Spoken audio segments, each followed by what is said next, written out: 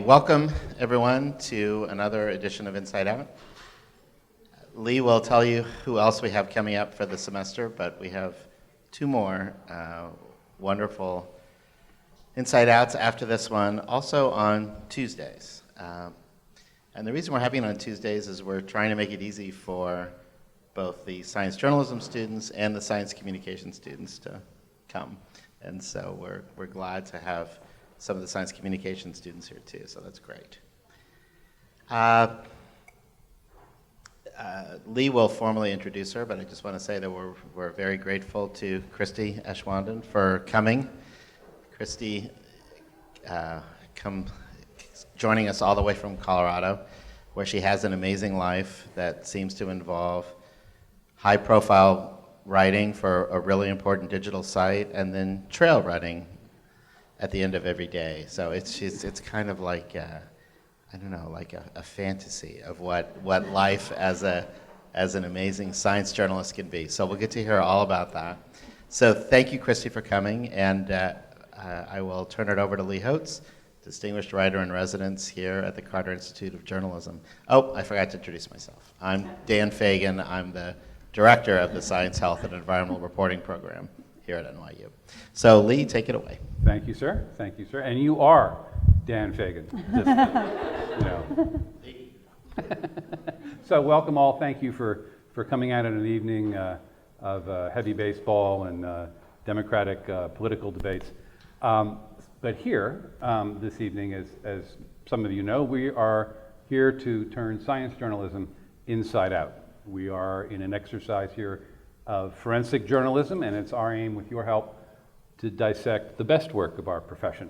And the goal is to seek clues to state of mind, reporting technique, editing and writing practice, in the hope that by taking someone who is so well versed in the profession, we'll better understand our craft and perhaps improve our own work. So this is the second of our 4 sessions this fall. On October 27th, we'll meet with Steve Silberman, author of Neurotribes, which last month debuted at number 8 on the New York Times bestseller list.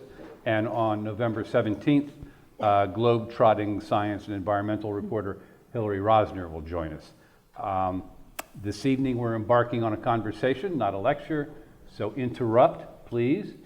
But first, get the microphone from Dan, so everyone can hear and we can preserve your question for the ages.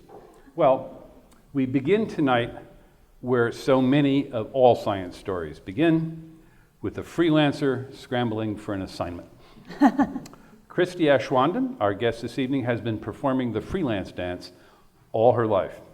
She is currently lead writer for science at 538, and until recently was a health columnist for the Washington Post.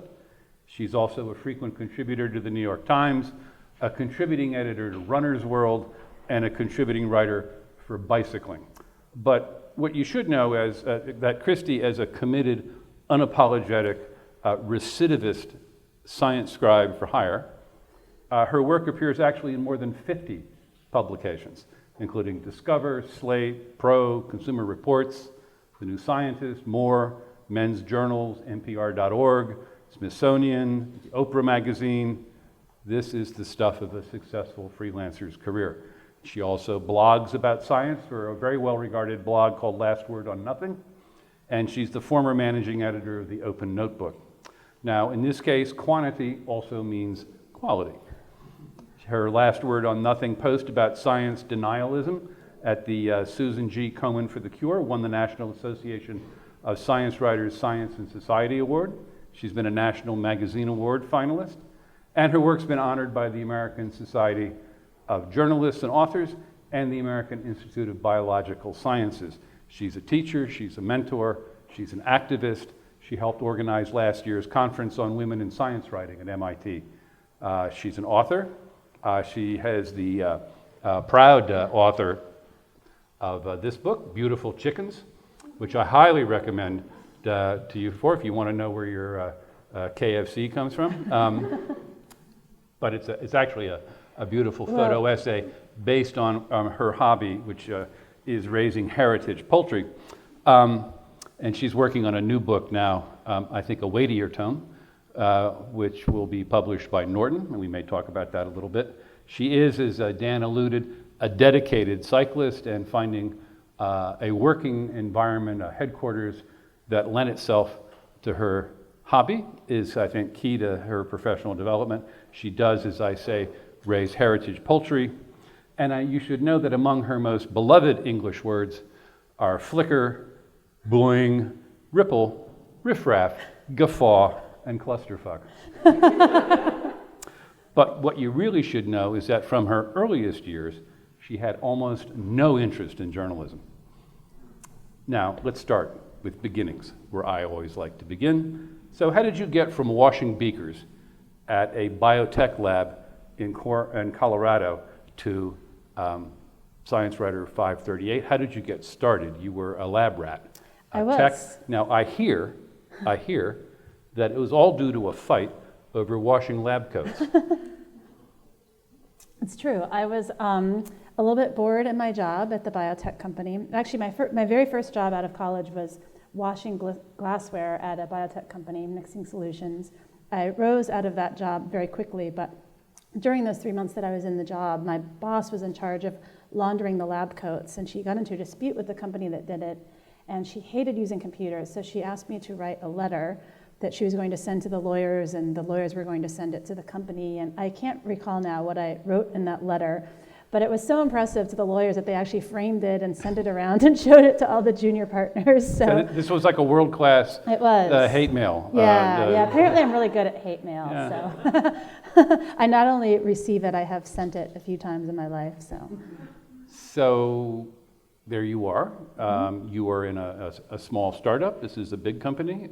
You're working as a lab technician. You've got to wear one of the white coats that Right. have to be laundered every week. So I'm just curious, though, this is not when we have people here, we're usually talking to people who were, editors of their college newspapers, who have always wanted to write about the world around them. And oftentimes it's not necessarily science, but journalism is definitely on their horizon. But for you, so we got this framed letter Right. complaining about lab coat laundry practices as a starting point. Right. But that doesn't really seem like it's, how do you get from that to the next step? Well, there was another step too. There was another step. I did that, and I don't remember if that got the attention, or I started the biotech company when it was just a small startup. It had grown out of someone's lab at the university there, and so Just the University of Colorado. University of Boulder. Colorado, right. And it was kind of going, when I first got hired, it was really casual. We could bring our bikes, and keep them in the lab. We had lab coats, but you didn't have to wear them, et cetera. And during the 2 years that I was there, it sort of became bigger. Before I left, it was bought out or merged with another company, and so things got much more rule intensive, let's say. And that's when they brought in this guy who had been a freelance journalist, science journalist, most of his career. They brought him in as a PIO to help publicize the company. And one of the things that he did is started a newsletter for the company. An internal Newsletter. Yeah. And so again, I was kind of bored of my job, and so I started writing for it. And at the time, I was kind of lobbying people. They had decided that we could no longer keep our bikes in the building. And this is a problem because in Colorado, there's snow and things, and a lot of us had nice bikes we didn't want to leave outside. And so I started this campaign to lobby the company. We figured that if they gave everyone, this parking spot, that bike ride, people that rode their bikes to work should have the same thing. And so I got people together, and I wrote a couple of columns in the newsletter poking fun at the CEO of our company and sort of shaming him into doing that. And so Joe, this guy's name was Joe Alper, said, you're a pretty good writer. Have you ever thought about being a science writer? And I said, well, what's that? It never occurred to me that I could do this, or that this was something people did. I had always thought that I would be a scientist, and in fact, I was just working this job to sort of figure out what I wanted to do my PhD in, and that was another problem I ran into.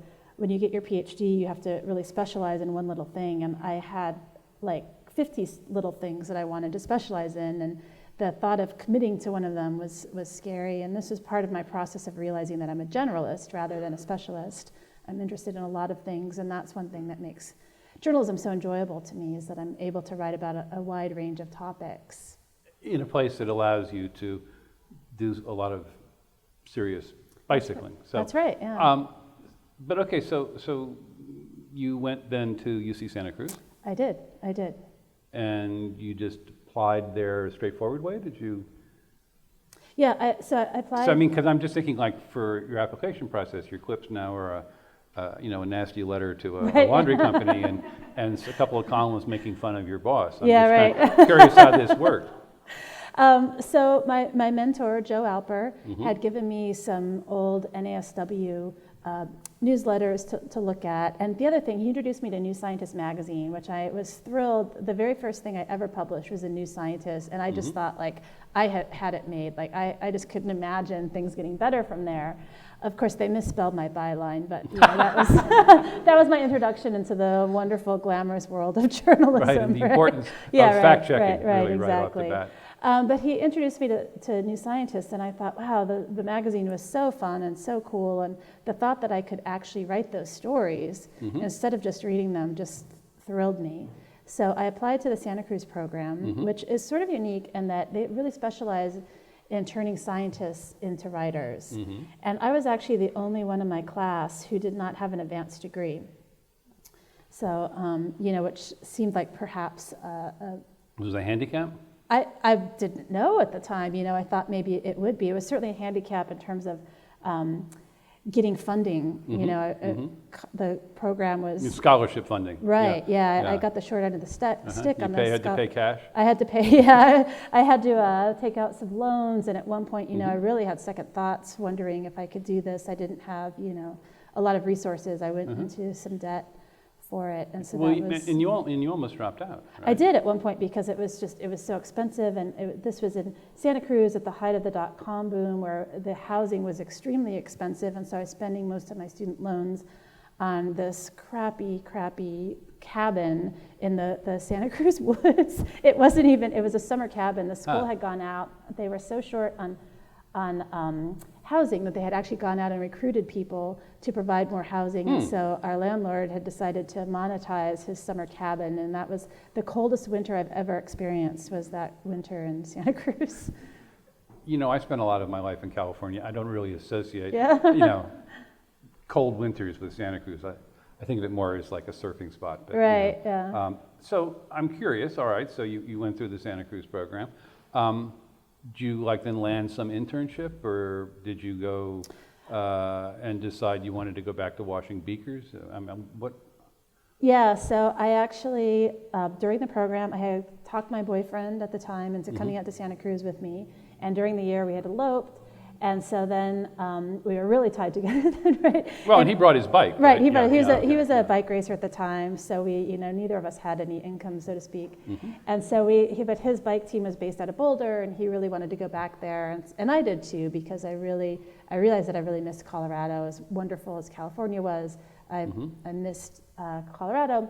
So we decided to go back there, and as a requirement of the program, I was to do an internship to sort of finish things up. Right. And the guy who ran the program had sort of some ideas for me of what I would do, and they would have been nice internships, but they were in other places that weren't places that I wanted to go at that time. And so I decided to take a gamble. I thought, well, maybe I could get my old job back and try freelancing on the side a little bit and kind of decide from there. I just wanted to get through the next year because my husband had some plans for bike racing, and we were, still young and able to make do with not much money.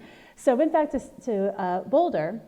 I decided to try freelancing. I did my internship at the local radio station, which was a great experience. This was an NPR station? Yeah, it was KGNU in Boulder. And they actually it still exists. In fact, my friend Susan Moran works on the show, last I heard. It was a locally produced science program. So I came back and did my internship working on that, which was a load of fun. I really enjoyed it, and I've always enjoyed radio. And in fact, when I first started, I was still doing some radio for them for a while. But then, so how am I going to make money freelancing, right? And at the time, Health magazine, which was in San Francisco at that time and was a really terrific magazine at that time. In fact, when I look back on my career, I see so many of the people that I met and worked with there have gone on to be people that I work with elsewhere. One of my editors at the New York Times now, I first worked with him at Health magazine. This was years ago. Okay, but Health magazine, if you'll forgive me, was based in San Francisco. That's right. And you've made an interesting choice that many journalists are not necessarily willing to make. It sounds like you have prized your sense of place over your sense of opportunity. That it was more important for you to be in a particular place, whether it was Boulder or wherever, than to, oh, well, Health Magazine, I'm interested in Health Magazine, I better go to the Bay Area, or I want to work for, I don't know, the New York Times, so I better move to Manhattan. And we have talked to reporters who have made that kind of decision to work from a region, but they've made it fairly late in their careers. You're starting out with that baggage, Right. in some ways an advantage perhaps, and in some ways maybe a handicap. But so how do you jumpstart your career as a journalist by remote control? Yeah. So what I did, Health Magazine, so at the time I had met, I think one of the editors there had come in to lecture. So the Santa Cruz program has a lot of working journalists that will come in and teach a class for a quarter, or they'll come in and do guest lectures. And so I'd met one of the editors there during one of these. I think he had just been a returning guest lecturer a couple of times. And they were hiring a junior writer at that point. This was going to be a staff writer who would write the front of the book news stuff. This is health. And so, so I knew that they were hiring this, and so the director of our program had sent out this ad, and I think they were keen to perhaps hire someone from our program. And I had just gone to a scientific conference in Denver, I believe it was, and so I wrote them a letter and I said, I don't want the job, but I want to write for you and I want to freelance, and I just went to this scientific meeting, and if I were writing for you, here are 6 stories I could have done from this conference.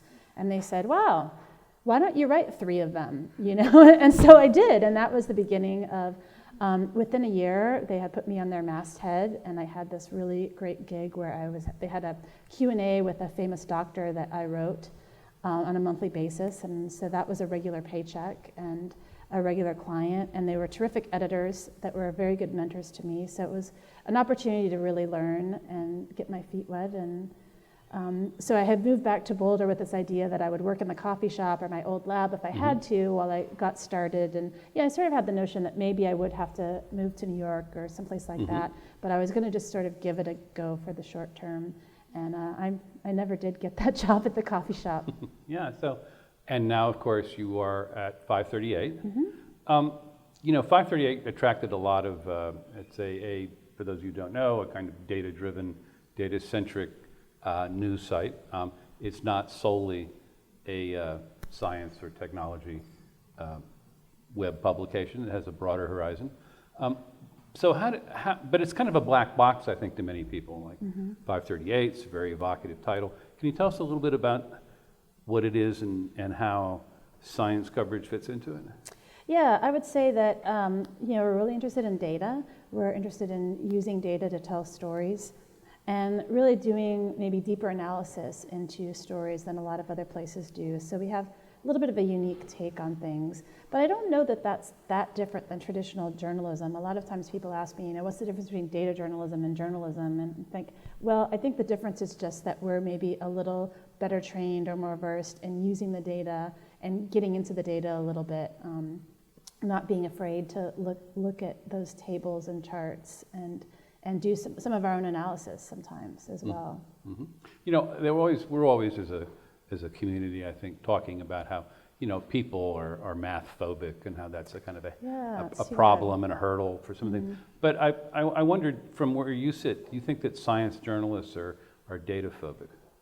I think some of them are. I mean, they can be, and it's too bad. It's really, it's just math. We do it all the time. We use it in our lives.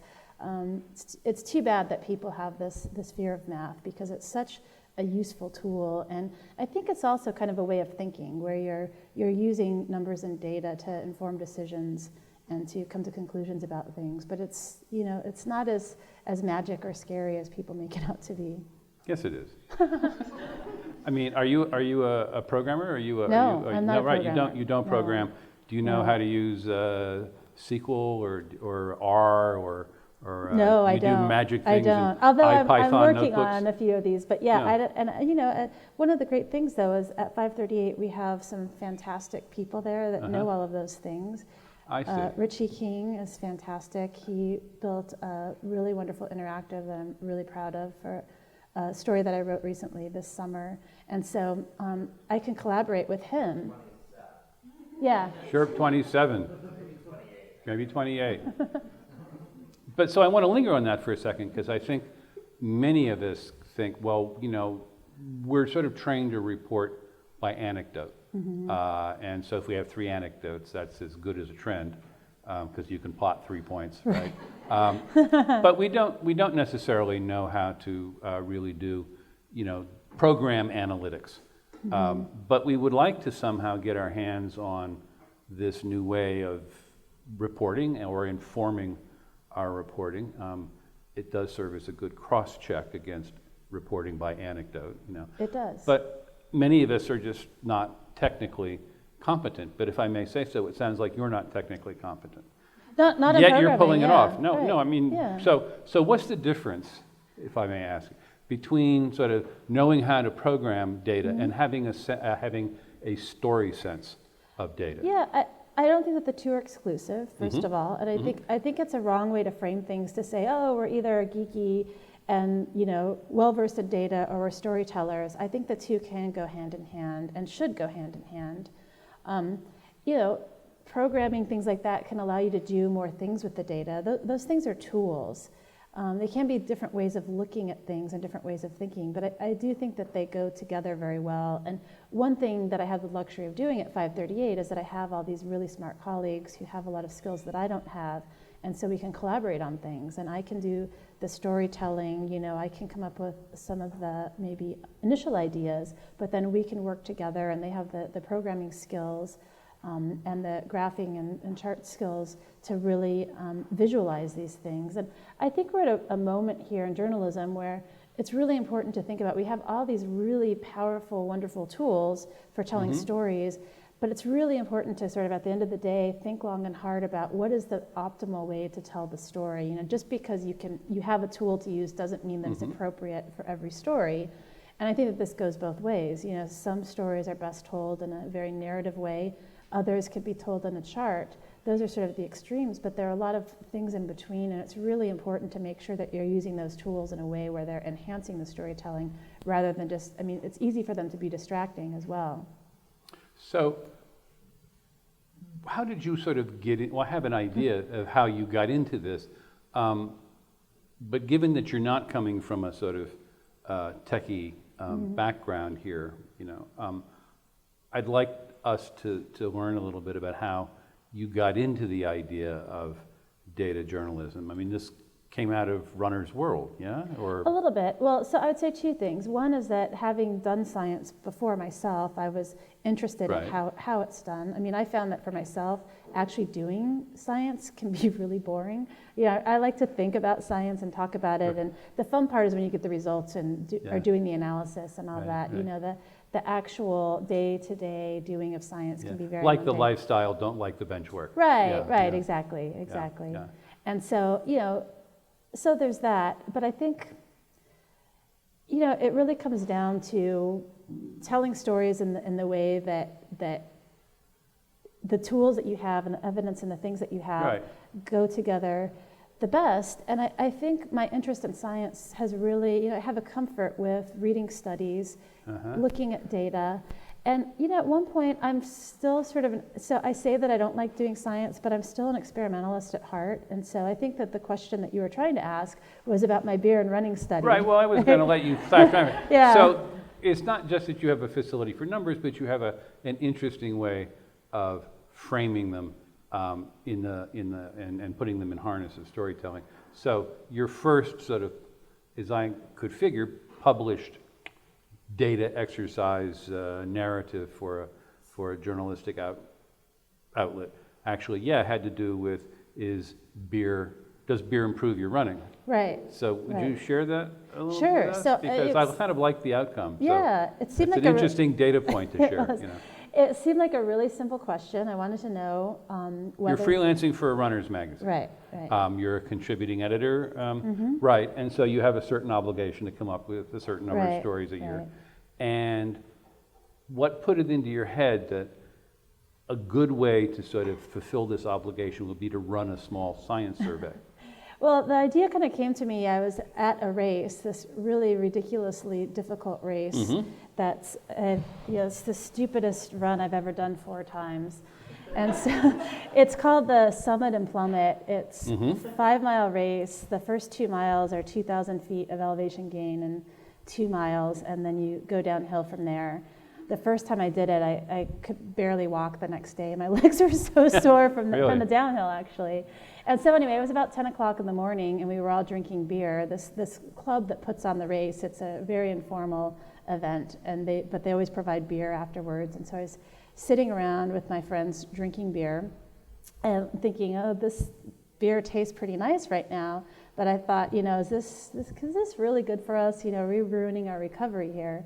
And so I went and looked at the literature and wasn't really finding the answer that I wanted. And I don't just mean that it was saying, no, it's not good for you. I mean that I wasn't finding the kind of, there wasn't any really good evidence. And so the local college where I live it's a fairly small state school, but they had they do have a very nice exercise physiology lab that someone from the Rockies baseball team had funded. So they had this endowment, and they had this great new equipment, and they were sort of eager to do something with it. And so I went to the guy who was running the lab at the time, was the cross-country running coach, and I had known him. In fact, he may have been at one of those races, and he's also a home brewer, so he was. All right, so he's already doing beer research. I did not have to twist any arms to do this. So we put together this study. I talked to. So you proposed a research collaboration. Yeah, I did. So first I talked to the researcher and I said, hey, would you do this? And he said he would. So I went to my editor at Runner's World and I said, I've got this question. I think you might think it's an interesting question too, and I have a proposal. And so I proposed it to them, and we did a little back and forth. And the fun thing was, it was sort of, I had conceived of the idea. I helped to put together the study design and all of that. The researchers really did that, but I was heavily involved. Because you have this funny duality here. On the one hand, you have to do something that will at least masquerade as being scientifically valid. But it also then has to be, has to provide a good nut graph for a cute story. Exactly. I needed both. So I proposed it, and we went ahead. And there are all these things they had to get from the institution. They had to get a review board to say, because we had human subjects, and we actually had a cop come in for the pre-meeting, and we had everyone drink beer so we could make sure. He brought his breathalyzer so we could make sure that everyone was getting drunk enough. I see. So the control was a policeman with a breathalyzer. Yeah. All right. That in of itself is novel. Yeah. So we did it, and we had 10 participants, 5 men and 5 women. And we analyzed the results, and we got our significant p-value. You got a p-value. You got a good p-value. But for the women, which is a subgroup analysis, but we had laid that out I in suppose advance. under the circumstances of this story, that may sound ambiguous. So maybe you all know what a p-value is, because I know most of you have got science backgrounds. All right, fine, okay. Yeah. We're not talking about an uncontrollable urge to run to the bathroom after 3 pitchers of stout. Okay, publishable p-value, then what? Yeah, and actually when I think about it, that may be sort of the beginning of my obsession with p-values, but I digress. So we got this interesting result that was quote unquote statistically significant. It was publishable and that. And it was not, so the difference that we found for men between, so the design so explain the conclusion to us, Joey. So the conclusion was that beer was good for women and for men. And so I thought this was great, right? Like that women did better. So if you go running and drink, if you're a woman and you go running and drink beer, you'll perform better afterwards, and it's going to enhance your recovery, and that's all. And the men will just fall over. Yeah, the men will just, they drink the beer, and then their performance after that. But the problem was that I didn't believe it at all, because I was a participant as well, and I could see all these problems with the study that were not apparent as a non-participant. The number one being that the measure that we were using to measure recovery was a terrible test of recovery. It didn't really measure recovery, even though it was the standard and it's in the literature and that's what everyone uses. And so you say, well, this is what everyone uses, therefore it's valid, but it turned out that as a participant, I can tell you that's not what it was measuring. And I talked to, after we got our results, I interviewed, and this is for the story that I wrote for Runner's World. So it wasn't enough just to simply have come up with an interesting laboratory thing and a funny experiment. you actually then had to go out and do a lot more reporting Yeah. for the story itself. Well, good for you. And I wanted to because I was really fascinated. I wanted to sort of figure out what had happened.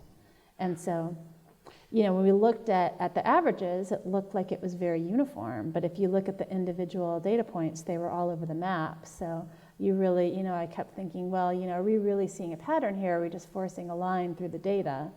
And, the sort of rigorous, scientifically minded journalist in me was like, oh, yeah, that's a forced line. The budding scientist who wanted to publish the sexy result, or even the journalist who wanted the great headline for my magazine story, really wanted to see and believe this result, but I didn't. I'd like Christie, to believe can I it. ask you a question Yeah, about that? sure. Yeah. Stand back there. So did you, since you had basically created, you weren't writing about someone else's research, you were writing about your own. Yeah. Did you make a narrative out of here's what I decided yeah, to that's do, good. and sort of let your research be the narrative? Or did you write it like a straight story and just say, oh yeah, and Right, right. I No, happen to Researchers be the in Boulder person. Yeah, right, yesterday right, announced that. Yeah, well, so it was a magazine story, and I also blogged about it for Last Word on Nothing. And in fact, there were, this is what happens. So when you're writing for magazines, what happens is you do all this writing and you write a story that you really like, and then the editors cut it, and they cut it some more, and then they take their favorite part. And so I published some of the outtakes in Last Word on Nothing. Ah, okay. And in fact, as part of it, I had gone a month without drinking.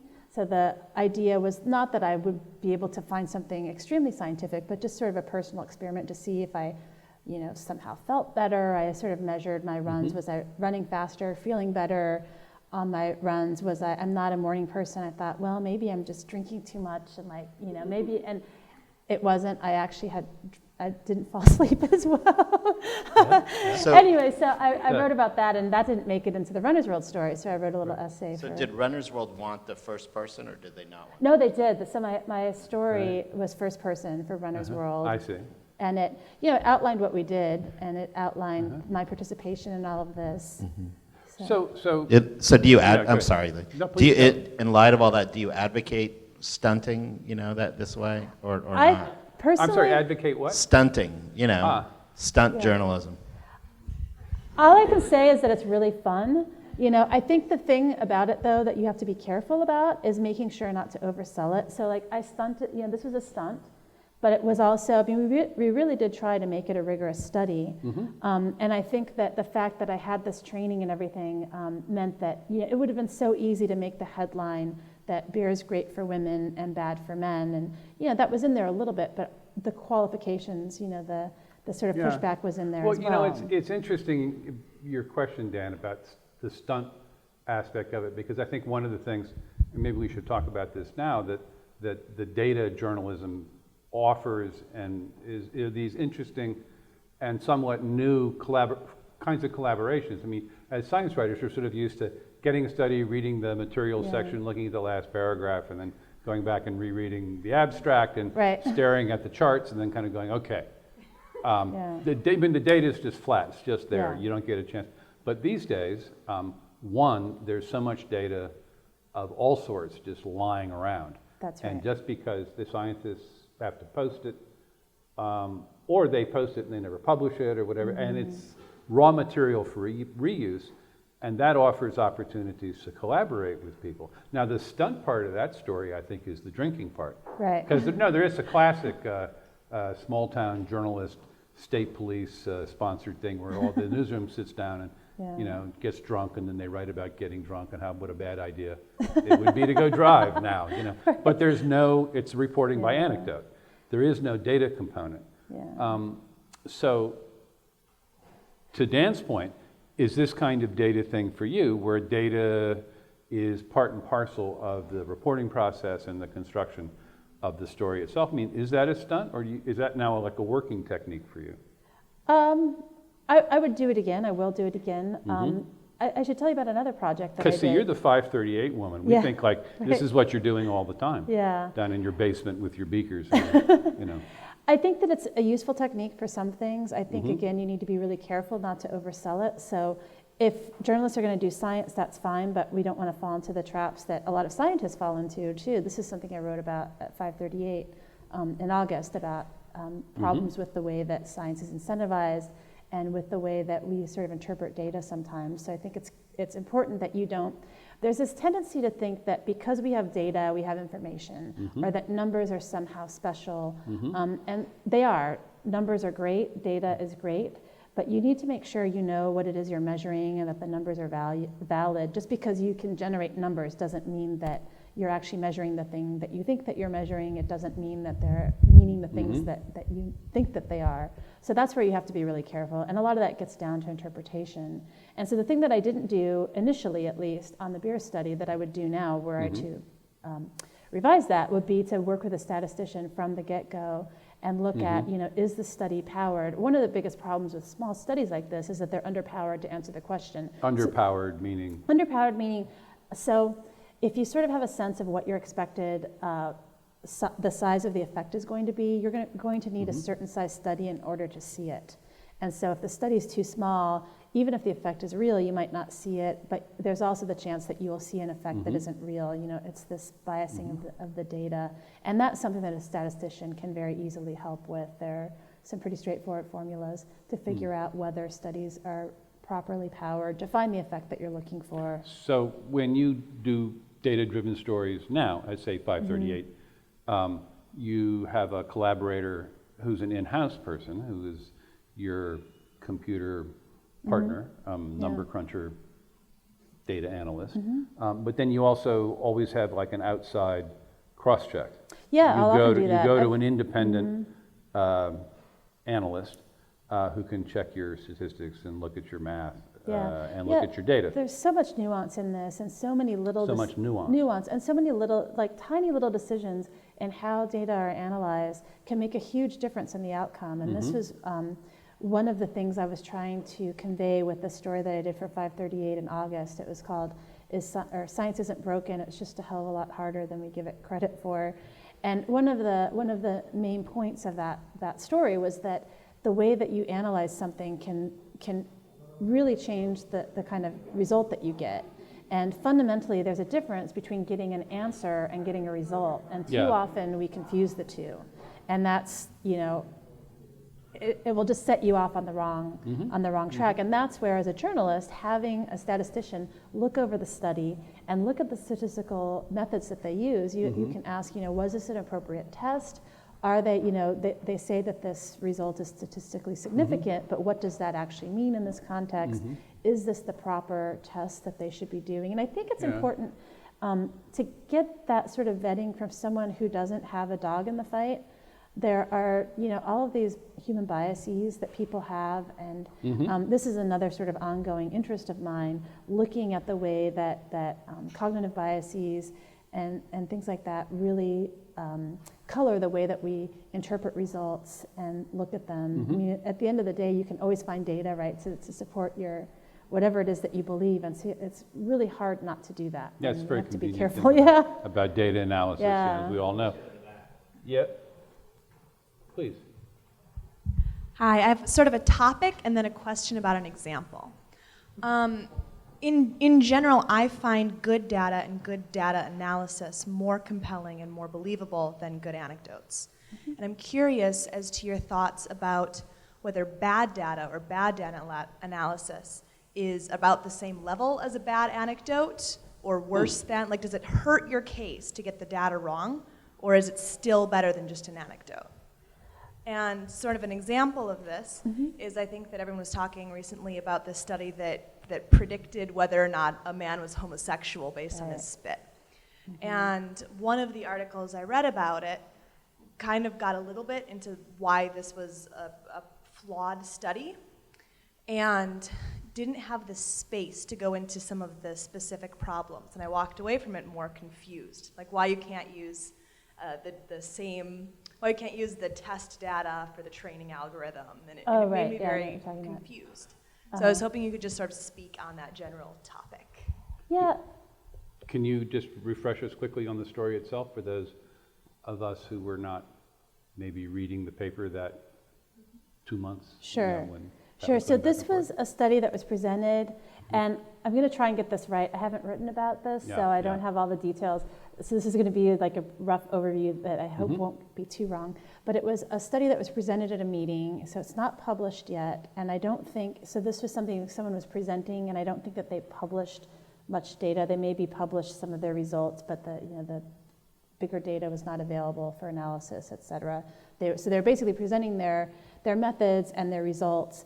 And they were purporting to find that certain genetic markers were predictive of being gay. But anyway, the techniques that they were using were, there were some flaws in the methods that they were using. And that's what's been pointed out. Statistical Yeah. flaws and just methodological flaws.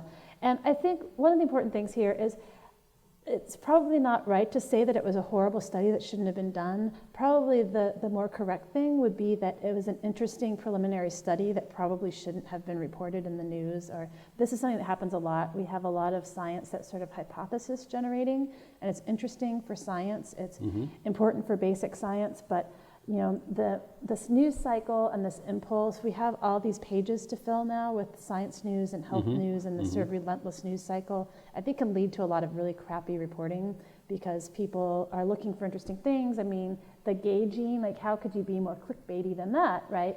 And it is an interesting idea, but the study didn't really, it just sort of presented a really interesting starting point for some more research. And I think that we have to be really careful when we're writing about things like this to make sure, like, is this worth writing about? And if it is, how do we present it in a way where we're not overstating things and we're making sure not to oversell the science? Because every time we oversell the science, that just sort of sours the public on science in general and creates this sense of like, oh, scientists can't make up their mind, the truth is changing on a daily basis, which isn't true. I mean, it is true that studies are overturned and science is a process towards becoming less wrong over time. It's not some magic wand that it just turns everything it touches into truth. If only we were having something like that, right?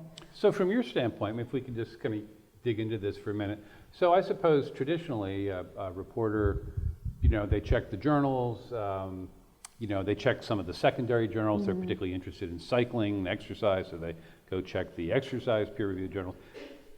And a lot of the spot news of science reporting is driven by that. But, the reporter's responsibility is to sort of read the study clearly, understand what the study says, maybe have a hint or not necessarily of like how they actually conducted it. Call up the researchers, talk to them, maybe talk to some people that they know will probably hate this study so they get a nice appearance of balance. But it's not the reporter's responsibility necessarily, traditionally, to go back and reanalyze that data and decide that the p-value is like totally hosed and just like cranked it around until they got something that they could publish for their 10-year review. I mean, are you suggesting that it's like for the study like that or things like them that we now need to be conversant enough with those kinds of data analytic techniques that part of our reporting is to go in and say, you know what, this just doesn't add up? Well, I think it's helpful to have the skills to do that. It's not, I mean, it's Do you have the skills to do that? Well, not all the time. I mean, it really depends. And I think that we have to be careful here. It's really important this is why it's important to have an outside expert helping. That's why I go to the outside statistician to help me with this, because you really want to sort of check yourself. And so it's helpful to have some sort of fluency in data so that you can know what you're looking for and some of the questions to ask. But I think as journalists, it's still probably not always up to us to be the one to do all of the analysis in all of these cases. But it's really about being able to sort of understand enough that you can give it a rough check and say, this doesn't smell right.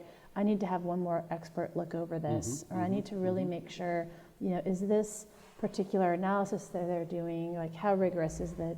Is it appropriate? And so some of it, I mean, I think the starting place here is to just ask about methods. Like, So what's the stupidest thing that you have ever done with data story? the stupidest thing. You mean like thing that I did that I wish I hadn't? Well, what keeps you up at night? What keeps me up at night? I guess I always worry about when there are times when I'm questioning things, wondering if I'm getting it wrong or being unfair. But that's where, again, I'm not going to look at a study and say this is a load of crap unless I've found some experts that I trust that are backing me up on that, or I have some sort of. So you don't have a guilty conscience? No. Wow. Can I follow Do up you? on that? Yeah, please. Yeah.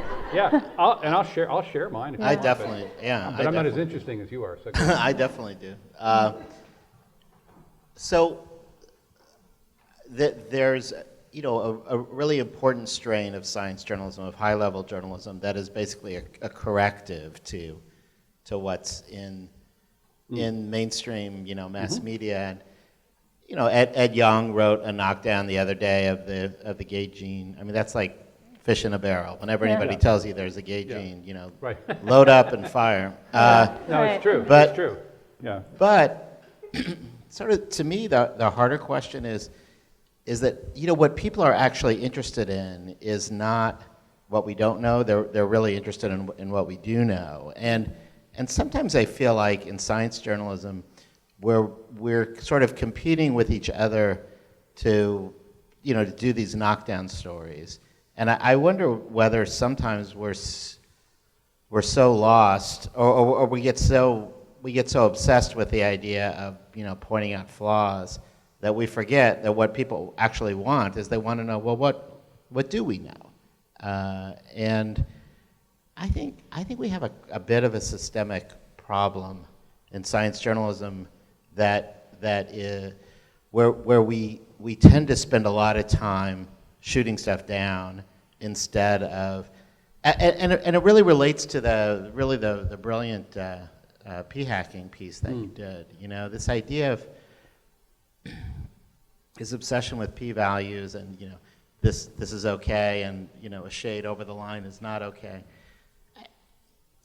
It's hard to sort of express what I'm actually asking you, Christie, but Fagin. Did you have a question? Professor yeah, Fagin, I know, Can you frame I that as a know. question? I'm violating all of my own Can you rules frame that as a question? as please, usual. sir? No, but I guess what I mean is, do you share this concern that sometimes we're writing for each other and writing knockdown stories for each other instead of maybe thinking about the broader audience and thinking the broader audience wants to know what we do know, not really No, what we don't. I not to be argumentative, but I actually think it's the opposite. I think too often some science journalists, this came up at NASW this weekend, see themselves as boosters of science. I mean, I think the trick is to think, if this was politics instead of science, would I be asking this question? Like, I love science, I used to be a scientist, I think science is great, but it's a tool, and I think it's absolutely our job as journalists to question and to not just swallow whole the stories that they're telling and the things, it is our job to make sure, to ask hard questions, not to take things down if they don't, I'm not out to take everything down. I think science is great, but I think that too often it's actually the opposite, where things are sort of boosted beyond what they really stand for. Yeah, well, God knows, I certainly agree with you about that. But you raised an interesting thing, though, which is that perhaps we accept things, or we suspend credulity. We suspend credulity as science writers on topics or personages in a way that we would never do it if we were writing about a political campaign, for instance, where perhaps we're overly cynical. So there is this funny love-hate thing going on where science writers can get confused about who they're writing for. Are they writing for the science community and kind of implicitly seeking approval? Or, are they writing for the public, for better or for worse? Or are they writing for each other? That too. I think there's some of that. That too. I wonder, did you have a No, I thought? was just going to say, I'll be a little argumentative here too and see what Christie thinks. Yeah. But, of course, I absolutely share your view about scientism, and that is a huge problem. It's probably a bigger problem than the problem that I'm pointing out. But I do feel like there's on Twitter or whatever that sometimes we're competing with each other to identify flaws as opposed to pointing out, okay, well, based on a sound evaluation of the evidence, what can we affirmatively say? You're looking to Twitter for a sound evaluation? Right. No. I just want to be clear on this, Dan. No, I just want to be clear. but what moves on Twitter within the community is not Absolutely. the overhyped stuff. It's Absolutely. the opposite. Yeah. Yeah, it's the I want to opposite. change the subject for a second, because I want to go back to talking about freelancing, which you are an expert, because you are perhaps the only journalist I know who has not kind of defined their career aspirationally by the mad scramble to secure a staff position somewhere. I mean, you really are kind of the archetypal template for a freelancer. So there's some issues that raises that you deal with, and I'd like to talk about them a little bit. First, I just want to know about your working conditions. I mean, just quickly. I mean, you're in Boulder, Colorado. I'm not in Boulder, actually. You're not in Boulder anymore? I'm Where are you? in Sorry, rural beg Western. your pardon. Yes. Right. I was in Boulder for many years. Yeah. Yeah. So you're in rural Western Colorado. So do you actually live in a house, or do you? It's a teepee. Are you in a sleep? No, you and your husband in a sleeping bag with a lean-to, Yeah, and yeah. you know, in a long log fire with the horses nibbling the grass. No. Yes. We ran that wonderful picture of you on your front porch with the glass of Oh, wine. great. And, so it looks pretty Yeah. idyllic, but kind of rustic. Yeah, it is. Do you have electricity? We have electricity. Yeah, see? We even have running water. Yeah. We have internet too, high speed. Well, your friend Michelle Nihus, who has Yeah. been here, worked in a straw bale house for many She did, years with so it's not totally making fun of it. Oh, It's no, genuine no. curiosity. Yeah. I live on a little farm. We've got 16 acres. My husband is a winemaker. We have a little vineyard and an orchard, and I raise, as you pointed out, I raise Right. chickens. Right. Yeah, it's pretty idyllic. So how do you run a very busy freelance writing business from 16 acres with heritage poultry and a lot of winemaking going on in the center of the Mountain West? I mean, typically we think we have to be down the street from the bars where all the assigning editors are drinking so that we can cement those relationships. How do you do that? Well, I'll just say that the only people who ever ask, how do you manage to freelance from Colorado, are people who live in New York. I spent half my year in California, so. Yeah. I see it as an advantage being somewhere else. There are great stories that I have immediate access to. I mean, the world is a big place. There are great stories everywhere, no matter where you are. I live in a very small town. I live sort of near the Utah border and sort of the western Colorado. And there's just a lot of interesting stuff going on there. I have access to stories that don't have, if you live in Brooklyn, you can Right.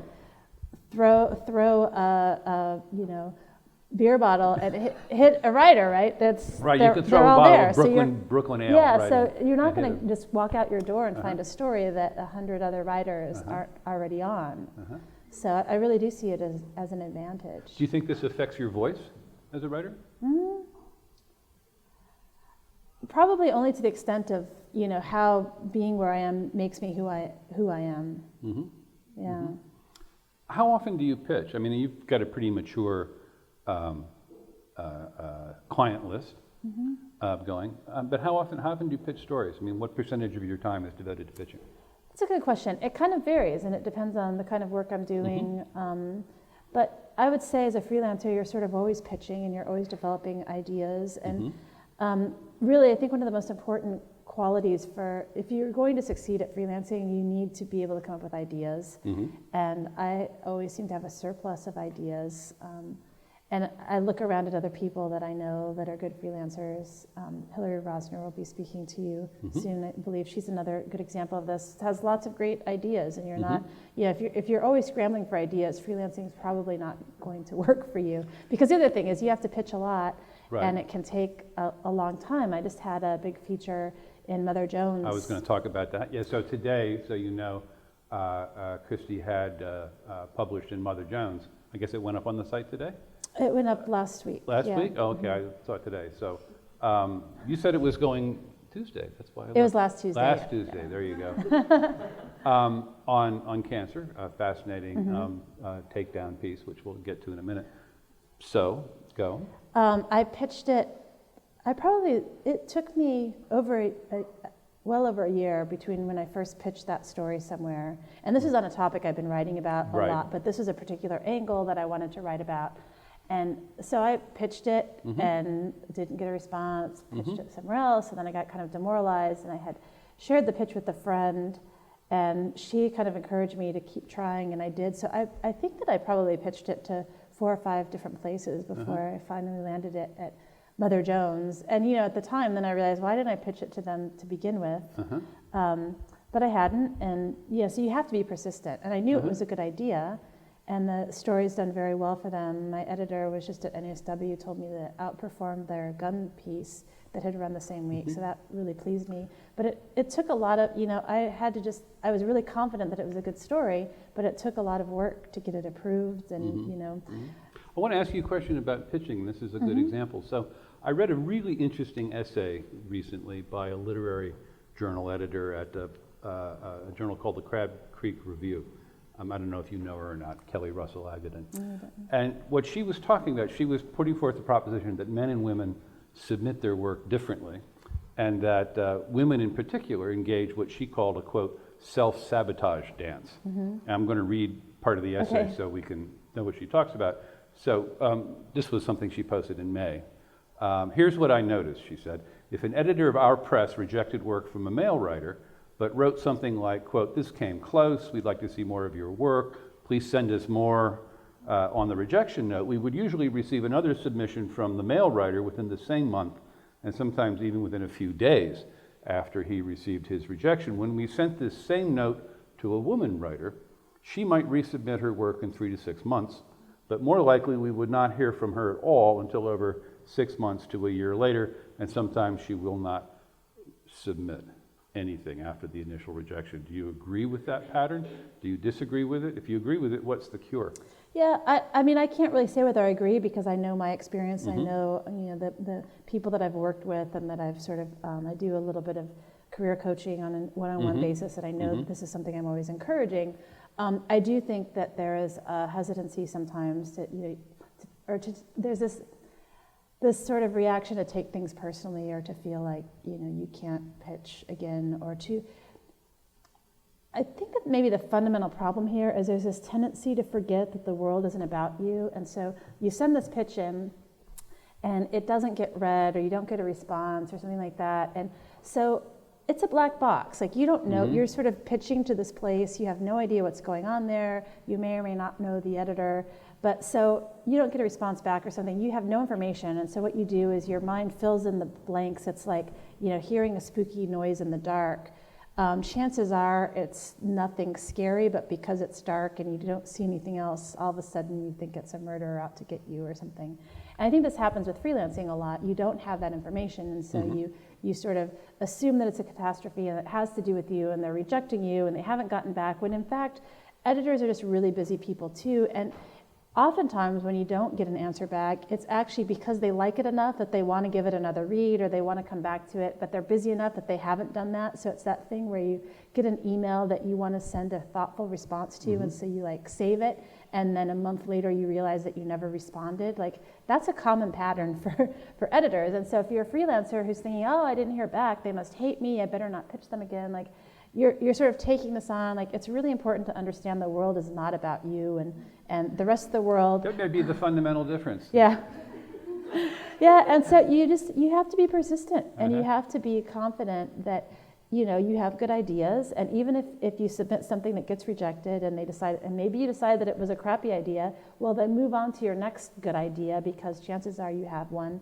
And so that's just a really important trait to nurture, I think, is this resilience and this. Resilience. So yeah, great. Oh, here. So you mentioned earlier that people that ask how you can do all of this work based in Colorado, they tend to be from New York. So I'm going to preface this by saying I've only been here for 2.5 months. Basically, for example, your p-hacking piece for 538 seems like a really involved project, especially what you were talking about at NASW this last weekend.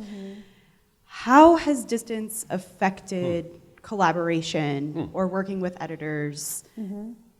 Is it easier? How do you do it, basically, with just being so removed? Yeah, it is helpful to be in the same room with people. You know, it's good. I do make trips to New York. Now that I'm at 538, I'm coming a couple times a year. You know, today I was working in the office at 538, and that's really helpful. But at the end of the day, we're all at our computers doing things, and we have so much great technology now. I mean, at 538, we have video conferences. We use Slack, so we're doing a lot of instant messaging with one another. The telephone still works. It's really great. And so I think that while face-to-face collaboration and stuff like that is helpful, that it's probably overrated in a lot of cases and not as necessary as people think it is. And so really, you know, during that whole time when I was working on that piece, I didn't come into the office. I mean, we were doing all of that. I was working remotely from Colorado, and it really, I can't think of any point where that was a problem. The Mother Jones piece or the 538 Well, piece? both of them, actually, Okay, yeah. okay. So I would like to work in Colorado, and my publication allows me to work remotely, so I do. But I recognize that there is a dramatic difference in journalism in a lot of ways, science journalism. It is a team sport. You can do quite a lot remotely, but there is a kind of chemical transmission of knowledge and goals that goes on only when you're face to face, just in the same way it's going on right now with us in the room, that it won't go on in quite the same way when other people are watching this being rebroadcast on the web or something. Right. So there are disadvantages, there are advantages. I wonder, what are the tools that you use in Colorado? I mean, you mentioned Slack and things, but as a reporting matter, not as a pitching matter, not as a collaborative work matter. I mean, how do you report from a remote location? Yeah, well, I use a lot of email and telephone. Do you travel a lot? I travel to sources sometimes. It depends. You know, as a freelancer, I try to travel only when necessary, because when you're on the plane and you're doing the travel, that's unpaid time and unpaid work. Do you travel on your own dime, or do you only travel when you have stories that are funded? I only travel when it's paid for. That's kind of a rule that I've always had. But, you know, and I do travel a fair amount, but it's always when it's necessary. I don't think I've ever done a trip that I paid for myself for a story, you know, because I thought it was necessary for a story. And as a freelancer, you get that. You know, you negotiate when you get the contract for the story. You negotiate for that. But I've noticed that it's almost like a running thread in your career that a lot of it's very hard for freelancers to kind of find funding for open-ended projects, but that you've had a knack or a taste for seeking out fellowships, for seeking out boot camps. You did the night science journalism at medical evidence boot camp at one point. You get at a Santa Fe Institute journalism fellowship in complexity at one point. You did a Carter Center fellow grant. You did a grant from the Pulitzer Center for Crisis Reporting. I mean, how do those play a role in furthering your freelance interests? Yeah, well, the Pulitzer Center was a really great program, because that allowed me to do this reporting project in Vietnam. And this was Agent Orange. Yeah, on Agent Orange. And that was something that, you know, I wrote stories for the New York Times, and I did a project for a PBS show Fareed Zakaria had at the time. And those were things that I couldn't have. I mean, the freelance pay for those stories wasn't enough, and they weren't funding that. You know, the Times wasn't going to pay for my travel to go there, but the Pulitzer Center did, and so they allowed me to do this reporting and to publish these stories that otherwise wouldn't have happened. And so it was a win for me. It was also a win for those publications who got this reporting that they wouldn't have gotten otherwise. Are those application processes onerous? I mean, is it hard? Not really. I mean, the Pulitzer Center isn't too hard. It's really a matter of finding the right project that's well matched to what they're looking for. But they are competitive. There's a lot of, you know, money for travel, and things have, you know, budgets have shrunk from where they were 10 or 15 years ago. I mean, you know this. I don't know what it's like in your newsroom, but, you know, we're pretty well funded at 538. We're rolling in money.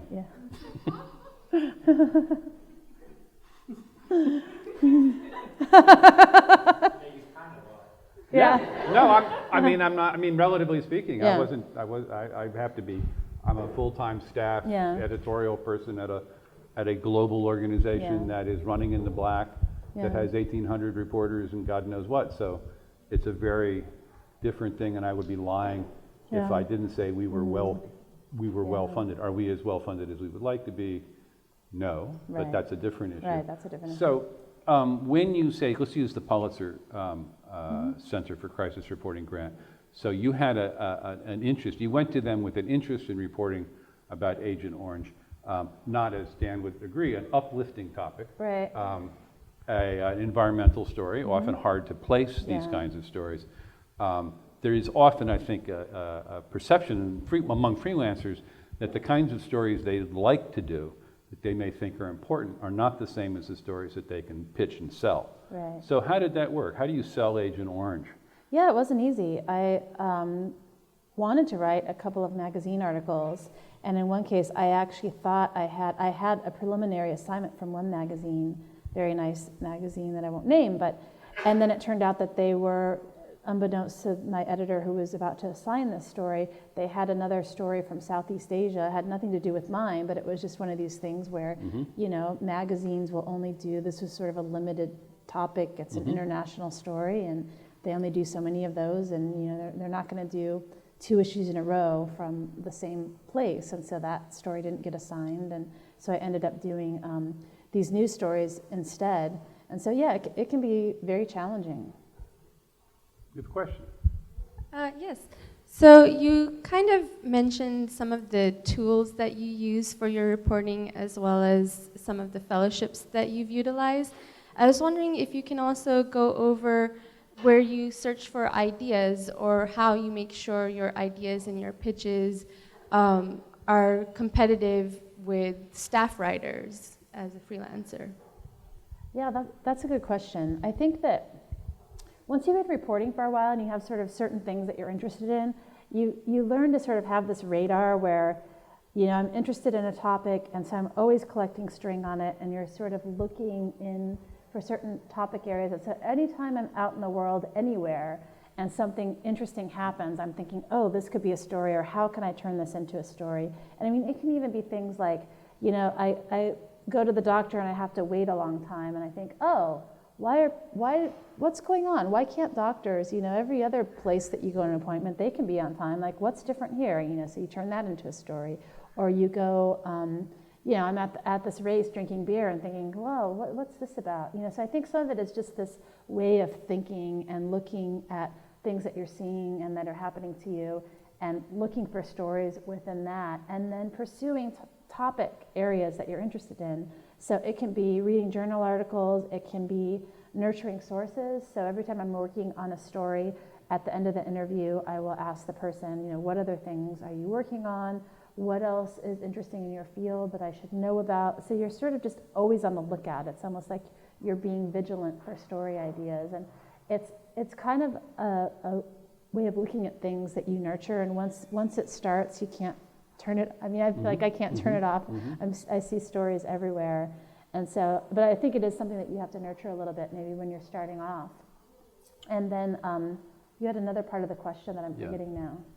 Also about pitching as a freelancer.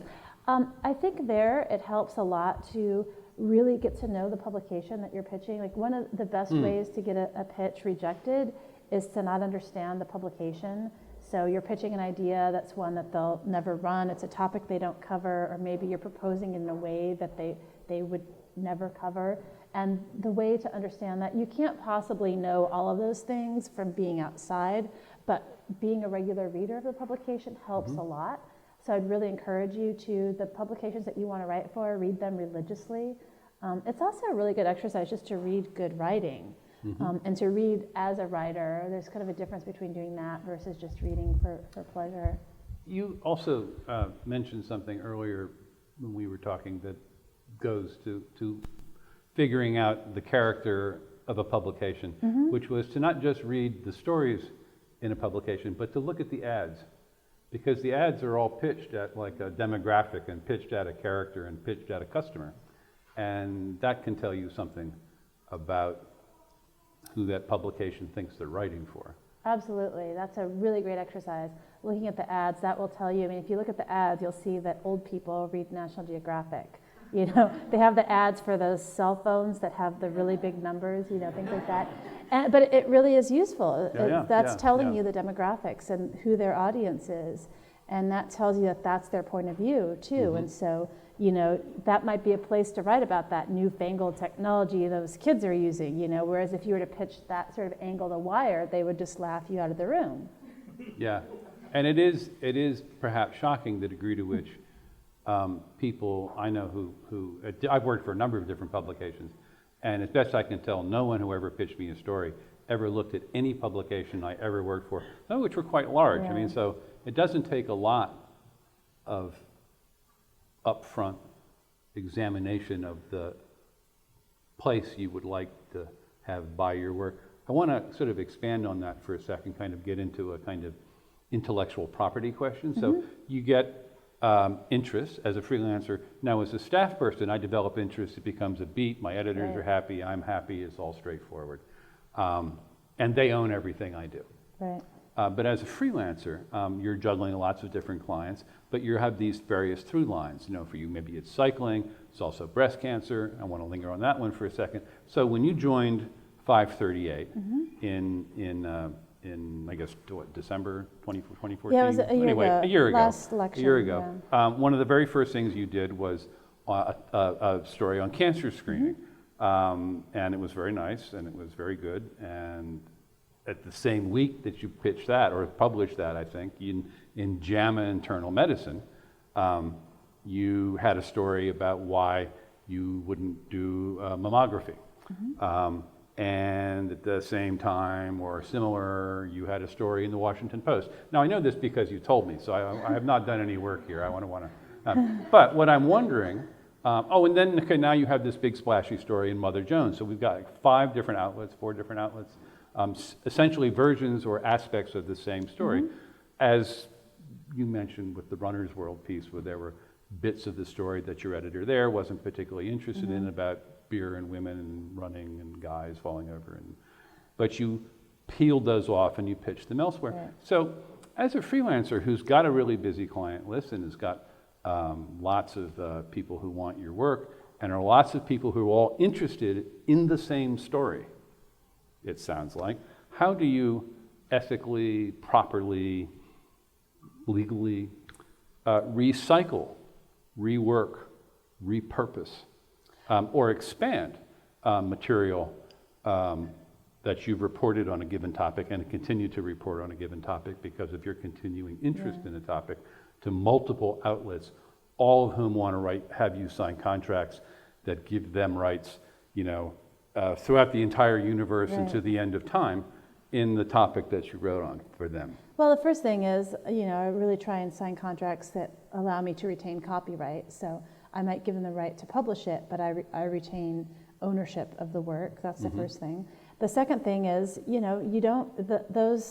I may have written 5, in my career I've written probably 15, 20, I've lost count, stories on cancer screening, on breast cancer screening in particular.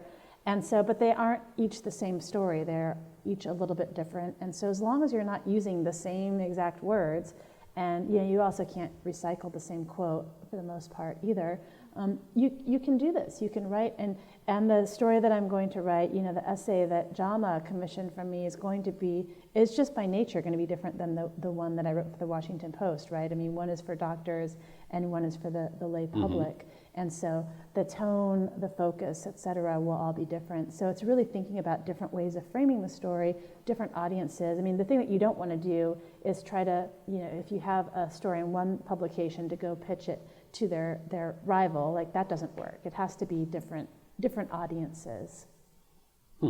So, yeah. In the back with the microphone, and then to you.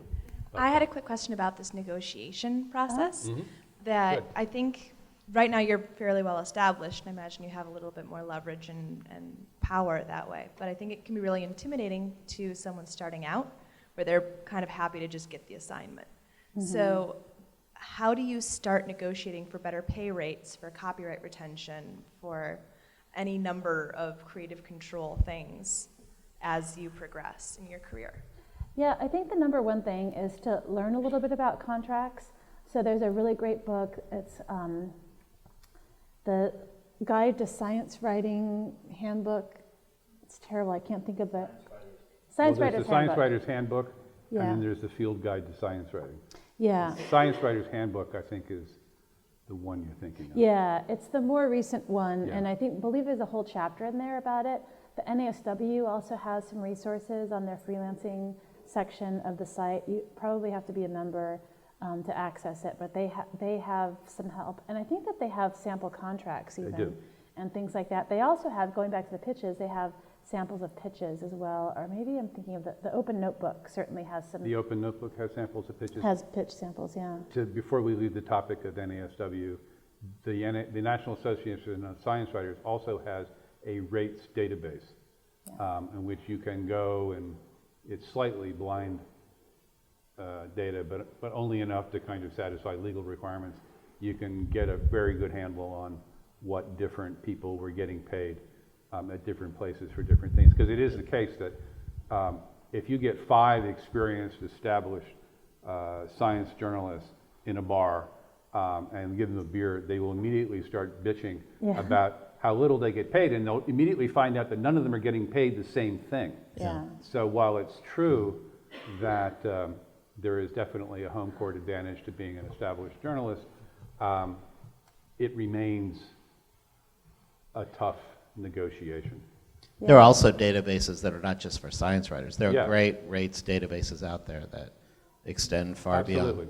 beyond the world of science writers. Absolutely. So they help, but it's true, as Lee said, that publications are internally inconsistent. I mean, they really are. And often it's about experience, but sometimes it's much more arbitrary than that.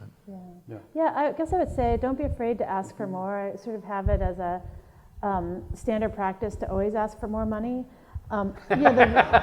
It is. No, it really is. No, I've built my career on that. You have to do that. And you have to be confident about it. Now, that said, if it's the very first thing you've ever published anywhere, I mean, you also have to be nice about it, and you have to be realistic. And so, if you're a completely unknown entity and you're pitching a big publication and they're sort of giving you a chance, that's not the time to be a stickler for stuff. At the same time, it's perfectly acceptable to ask to negotiate the contract, et cetera. That's okay.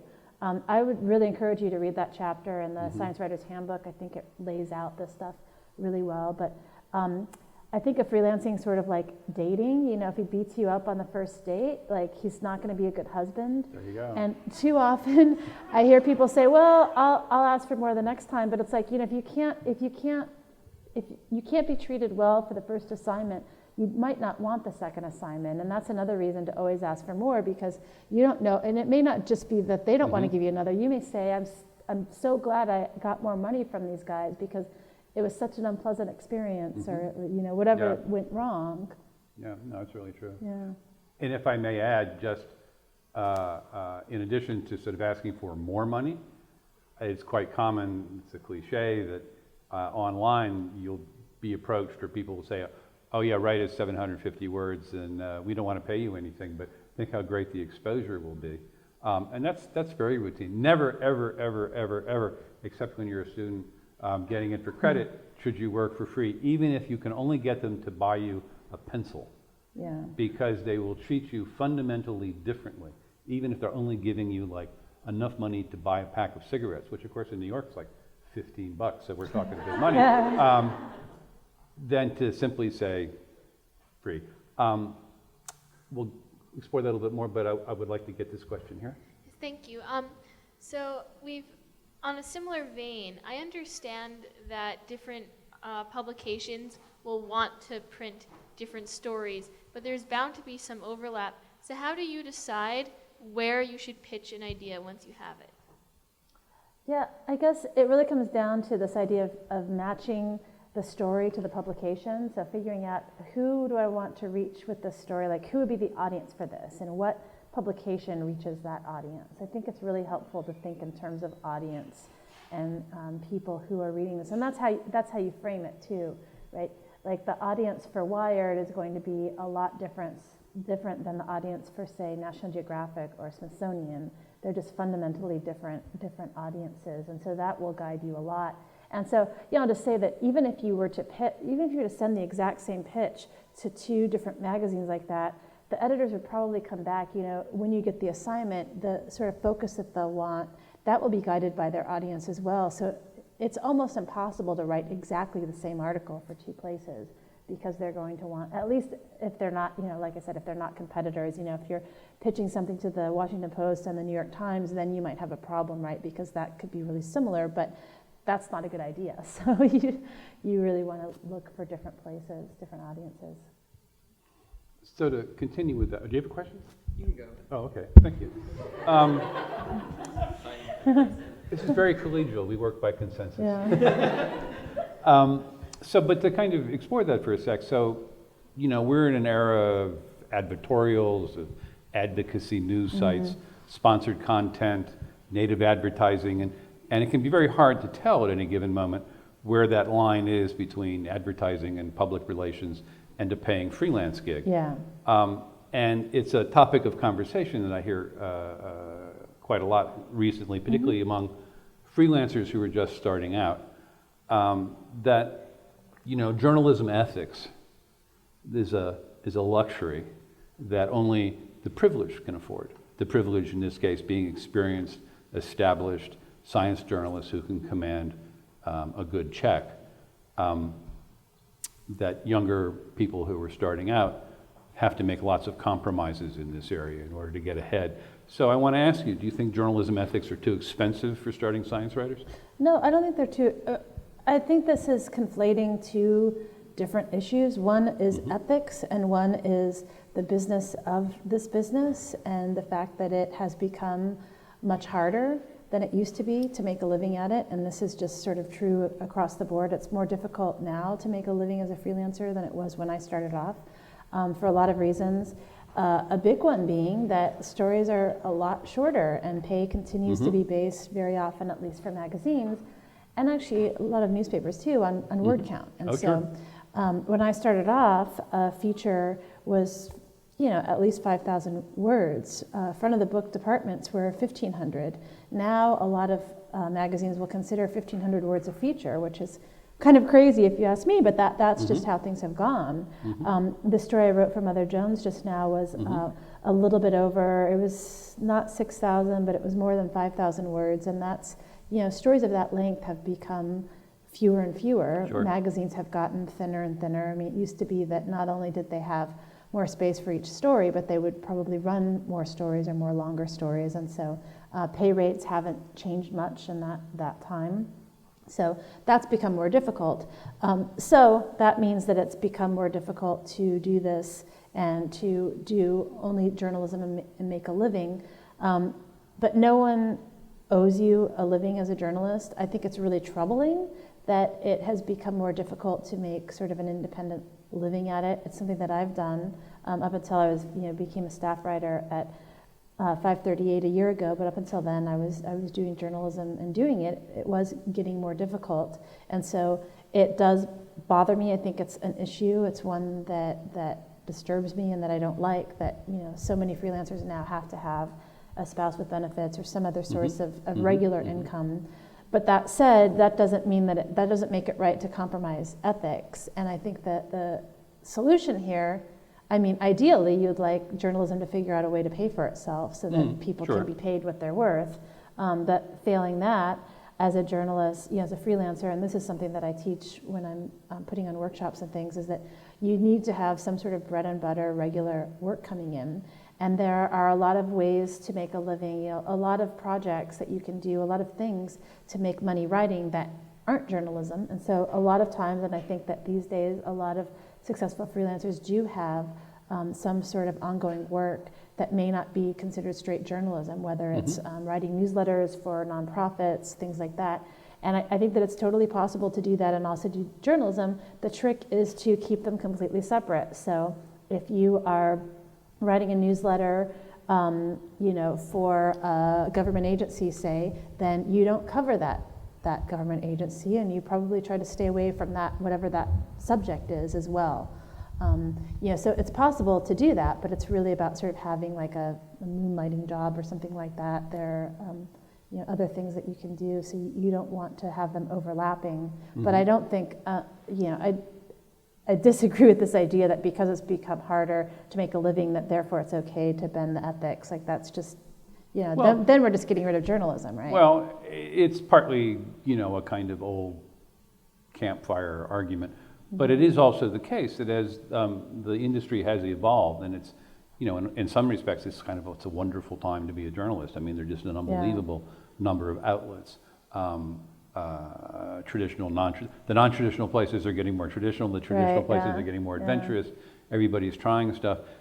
But as a consequence of kind of evolving and looking for new business models and hacking the old business models, it's harder to know. Yeah.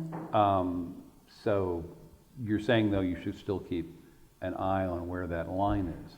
I think so, absolutely. I mean, I'm a stickler for this. I mean, Yeah.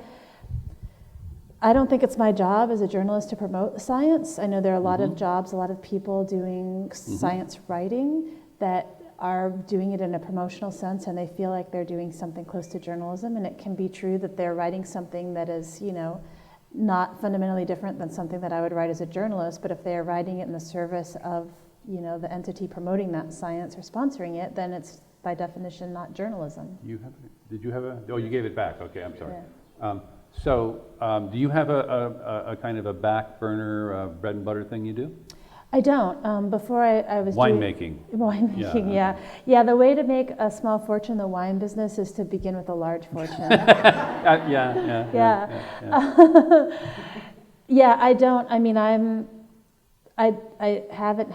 don't have resources. I don't have a trust fund. I have a great husband who also is sort of self-employed. I mean, the things that we do Yeah, and all of that aren't great money makers, and we've patched together a living doing various things. I teach workshops. That's been a source of income for me in recent years. Writing workshops.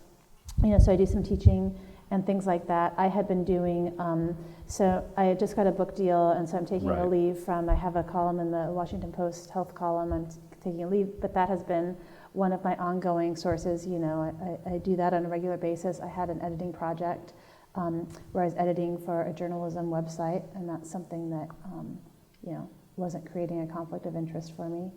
So that was another source of regular income. Do you have what's your compass? I ask it that way.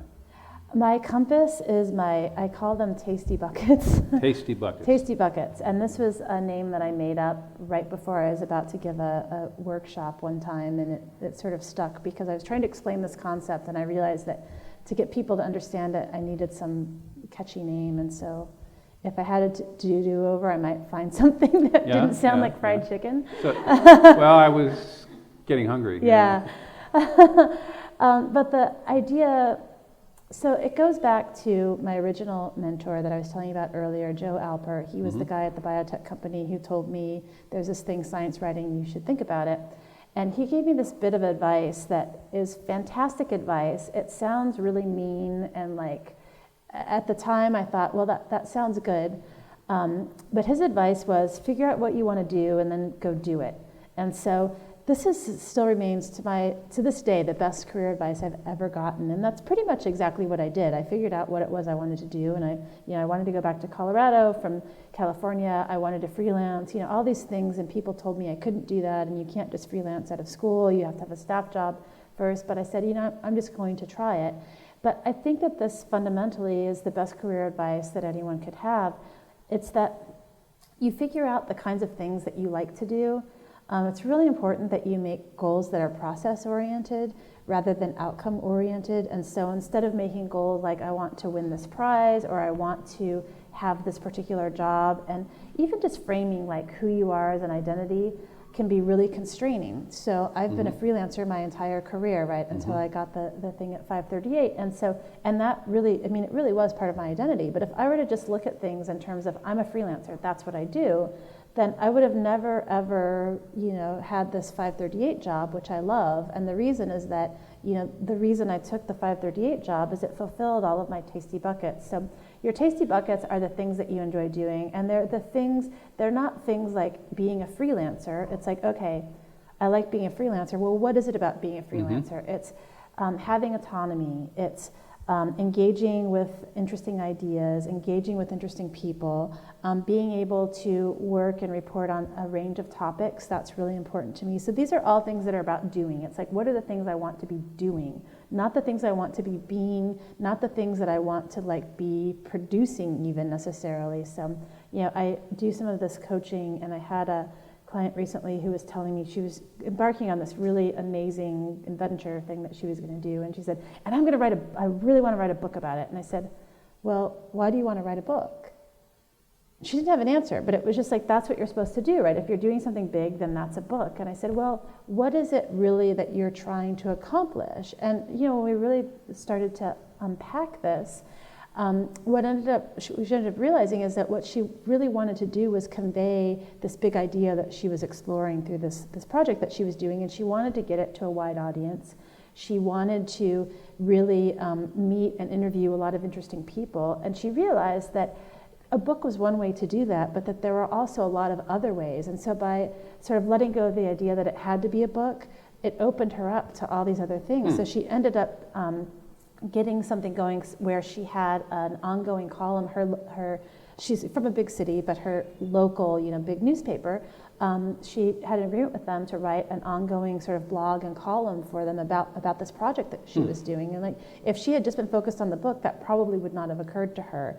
She ended up doing a photography project, doing that because, again, instead of saying, I have to write this book, she realized, I want to engage with these interesting people, and one way that I could document this is by taking photographs. And so that was something that she did. And so it's really about figuring out the things that you want to do. And this allows you to, when opportunities come to you, it's a metric for figuring out if it's something you want to be doing, but it's also a way of going out when you're looking for work to say, okay, here are the things I want to be doing, so how are the ways that I can do that? And it may be that in some cases that isn't straight journalism. This is going back to the question of how do you do this.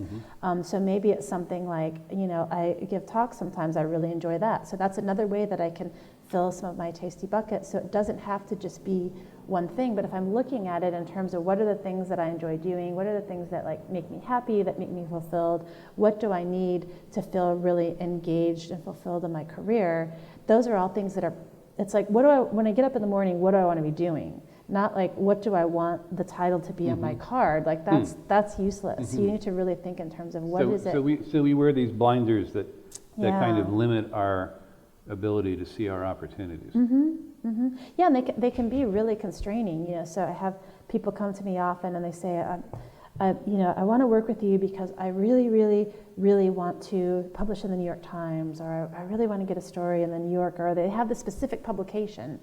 And then I say, well, what is it? This is great, like we can work on this, but what is it really that you're after? And oftentimes it's that they're looking for some sort of affirmation, or they're looking, and that's a completely legitimate thing to want. But if you are honest with yourself and you recognize that actually what I'm looking for is some sort of affirmation that like I've made it, or something that, you know, where people are reading me or where I'm getting an audience, all of a sudden, instead of like having your success be hinged on one publication, and you can't control. There are all sorts of reasons why you could be the best writer in the world and may never get your New York Times byline, right? Just because of circumstance or whatever. But if you realize that it's this bigger goal, then all of a sudden you have 50 different ways that you can fulfill it. So not only are you less constrained, but you just sort of like expand your opportunities for success. Let me expand the question here in the back. Yes, hi. So I was at the NASW conference panel on sexism and harassment in science writing on Saturday that you were on. Thank you so much. It was an extremely sort of uplifting and helpful approach to those sort of issues. You mentioned your mentor at the biotech company and the friend who encouraged you to keep pitching until you got the story in Mother Jones. So I'd love to hear about how you have sought out mentors and a support network to sort of get you through all of these hardships that we sort of all go through, but sort of have them, you know, with more people to encourage you that it's okay along the way. Yeah, that's a really good question. Yeah. I'll just say that I think it's really important to find these mentors and there's two different concepts here. So one is a mentor, and that is someone who maybe you seek out, you're asking questions and they're helping you. And then there's also, I've heard it called a sponsor. So this is someone in the workplace who's like recognizing you and like helping. It's like when that job comes up, they're like saying, oh, I know she would be really good, and sort of helping you. And you need both. And it can be hard, it can be difficult to find them. And it's like, how do you get someone to like, do those sorts of things for you? And I think that the answer to that is to do good work, but also so what you don't want to do is go to someone and say, will you be my mentor? Because that feels like, and the people that you want to mentor you are busy people, they're successful, so they already have all these like constraints on their time. So you don't go and say, Lee Hotz, I want you to be my mentor.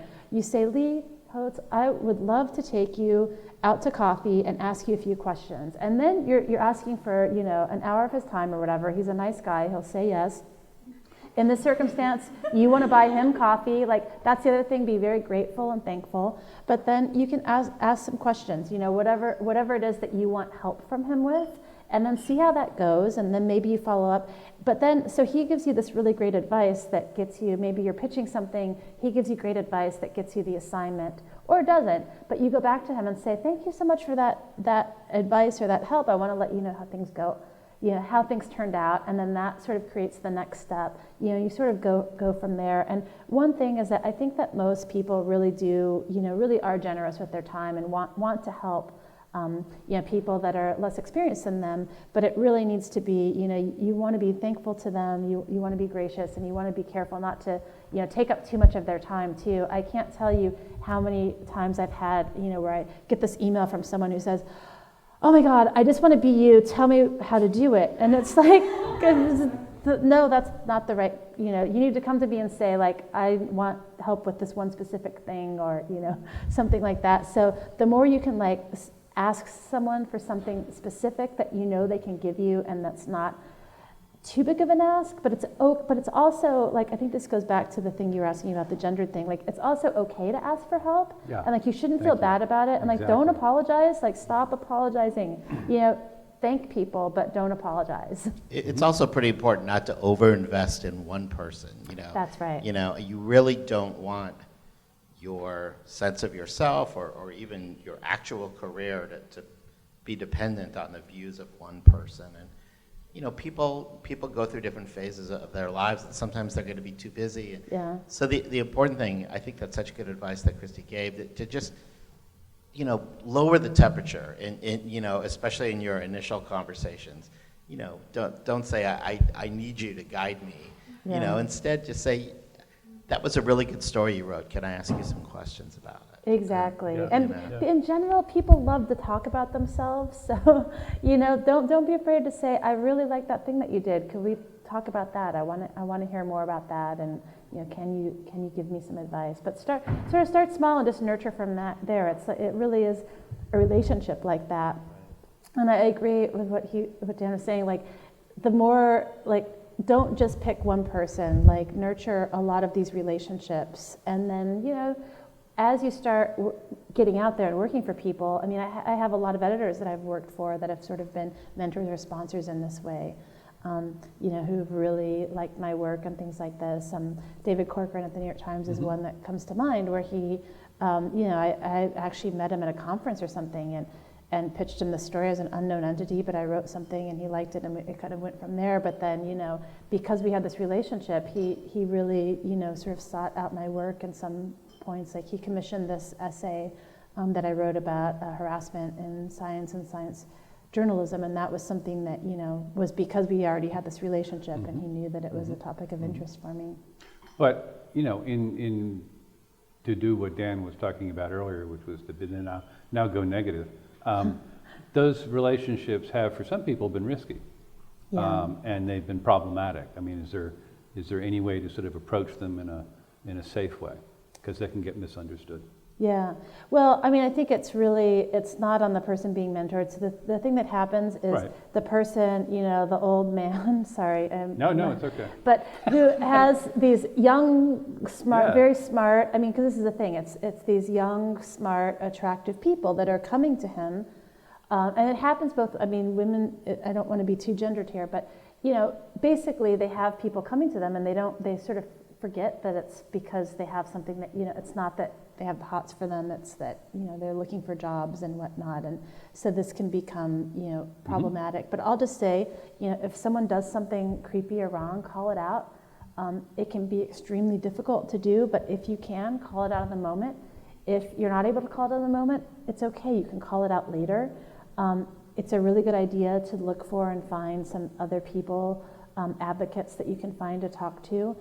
It can be scary if the person's powerful. It can be scary to call them out or to do something, and that's a situation where it's really helpful to find someone who's maybe more experienced, who can help guide you or give you advice. The NASW now has a fairness committee on it, and we are not allowed to give legal advice, right. but what we can do, and I put this out to anyone, if you're having some sort of problem like this, come to us and we can advise you and help you find like the person who can't, if you do need legal advice, we can find someone who can give it to you. If it's just a matter of, maybe it's not even something where there's something specific to be done, but you need to talk something over and think about what to do next or how to handle it in the future. I think we're a really good resource for that. I think when this happens, you can feel really, really alone, and you shouldn't feel alone because you're not.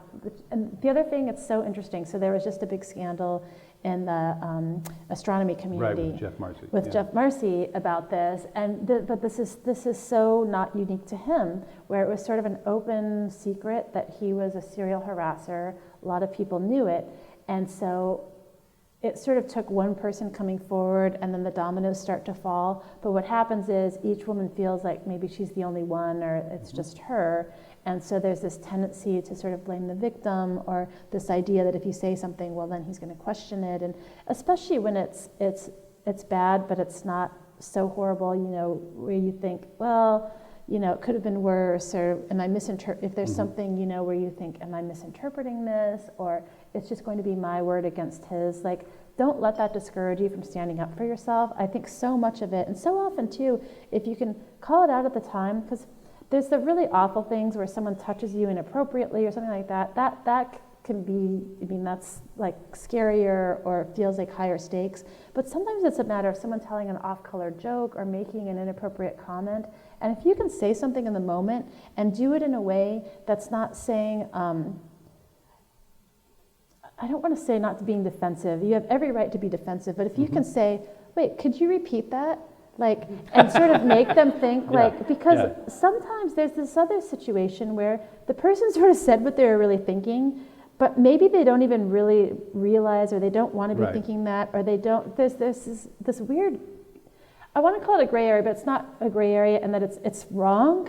But I think this is where we have the biggest opportunities for change, is if we can call these things out and say, hey, wait a second, what did you say there? Like, did you mean that? Like, let's talk about that. Because I think that's where we can really help people say, oh, wait, that wasn't what I meant. And, oh, I didn't. And that's where you can get someone thinking, oh, I didn't realize that I'm looking at the whole world from my perspective and forgetting that there's another perspective out there and there's other experiences that I'm not taking into account because I've forgotten that the world is not all about me. And we should remember, too, that it's not, there's a whole other, even broader category that really is certainly not about physical, any kind of physical contact or sexual, inappropriate sexual comments, but just people abusing a power relationship. That's right. And when it might mean, just really being consistently mean. I mean, really mean, on an everyday basis, or wildly inconsistent with their advice. I mean, I think I'm guilty of that sometimes. But just, so. And again, I think it speaks to this broader question of don't just set yourself up so you have one mentor, one coach. You really want to spread that out. So you don't feel like whether you have a good day or a bad day is dependent on whether the person you're spending your life trying to impress likes you or not. Well, I think this goes back to the idea too, like, don't put everything on any one thing. Like, figure out what you want to do and just go do it. You don't need anyone's permission. You don't need affirmation from the rest of the world. I mean, that stuff's nice, but at the end of the day, if you're doing what you want to do, like, that's what really is going to determine, like, whether you're happy or not, whether you're enjoying your career, whether you feel fulfilled. and all of that. You know, you can't wait around for don't wait around for the world to notice you. Don't think that like everything that's happening is about you. Like the world is indifferent. The world is really indifferent. So, and that can be really a freeing realization, right? Like instead of thinking that you're like waiting for your big break where everyone's going to notice you, like just do the work. So we're getting near the end here, and I'm sure all of us have really noticed at this point how well you talk in public, how well That's very nice of you to how say. well you articulate what you were saying. And when I was going through your resume and looking at your CV and talking to people about you, I mean, it's quite striking. I mean, a great percentage of your professional work and your personal mentoring, your collegiality, your investment in the craft takes the form of talking to other people in public situations, but also radio interviews, podcasts, conveying information well by talking. You know, we're trained as interviewers, but many of us are not trained to be interviewed. Oh, it's And much so harder. I wonder, what? It's much harder. I mean, I get. So how important is public speaking for a science journalist? I think it can be important. I mean, it gets more important the more that you sort of are asked to do it and things like that. This is something I've been thinking about actually, because I keep getting asked to do these radio interviews and things, and it can be so I get really annoyed when the person like is a bad interviewer, or I think that's like, why are you asking? That's the wrong question. And then because the thing is I'm used to being the one in control. Like when you're the interviewer, you get to sort of control the conversation. And you know, and the other thing is I'm not by nature the person, you know, so the response to that when you're being interviewed is just answer the question you wish they'd asked, but that's really like not nice behavior, so my tendency is not to do that, and so I've had to kind of train myself to like think, okay, I can be a manipulator too, you know, in that sense. But yeah, it is much different, and I think it's actually really useful. Like I think that every journalist should have some experience being on the other side of the microphone, because you don't realize the extent to which you're sort of putting people on the spot. And one thing that I realized after being interviewed a bunch, especially like on live radio and things like that, where it's kind of on the fly and you can't go back and change things, is that so often people will ask me to send questions in advance, and I'm always really resistant to that because like I don't want to give them control of the story and things like that. But what I've come to realize, and this is from being the one being interviewed, is that I don't necessarily want to send people like my exact, like every single thing I'm going to ask, but giving people an opportunity to like at least know sort of the subjects that I want to ask about actually leads to much better interviews, because they can prepare, and sort of having thought about those things in advance, they will have better answers prepared. And again, you know, as sort of, you know, this coming up in the journalistic tradition, I'm really opposed, like I just sort of feel like I shouldn't give them my list of questions and all that, but just telling them some of the most important things that I want to ask about, you know, sort of a subject level sort of way, I found actually is really helpful for getting better material in the interviews. And that's something that I learned from being on the other side. So you learned by trial and error? Did you take a speaking? No, I haven't. I would love to. Toastmasters course I would love or to. something? I would love to figure out a way to be more articulate or project my voice better. I haven't done that yet. So. Your audiences tend to let you know. You know, one tends to get feedback from audiences. You know, you look at them, their eyes are closed, or Right. you know, and you respond. You know, you change what you do based on the feedback that you get. But I don't know how else you learn that except through trial and error. Yeah, it's hard. And then sometimes, you know, you're giving a talk where and this is sort of it, not so bad here, but where there's really bright lights, so you can't see the audience, so you can't really tell. And and then it took me a while to realize that, you know, you look down and everyone's on their phone and you think, oh, I'm boring. And then you realize later that they've just been live tweeting the whole thing. And so that was a fun lesson that I learned at some point. So Dan sort of mentioned the important thing about sort of the feedback between a speaker and an audience, and I think this is our feedback moment. Where I just have to tell you that you were fabulous. And I wish that I had known as much as you do about freelancing, and had so much courage to decide from the beginning what would guide my choices. What were the things that I wanted to do to make my professional construct, instead of throwing myself on the mercy of generations of, Right, of hard-nosed, calloused editors who no shortage of things they felt I should do. You have, among that, given us a really generous dose of your expertise and your charm and your thoughtful, well-honed public speaking talents. And so, thank you very Well, much. thank you for having me, Lee.